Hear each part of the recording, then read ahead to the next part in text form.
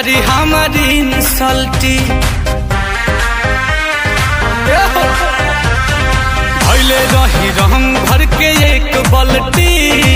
हो गई भारी हमारी इंसल्टी भागल देवारा लखे दनी लुका गई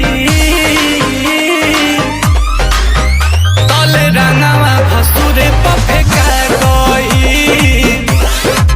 आ हमर भीतरी ले जीवा लजा गई।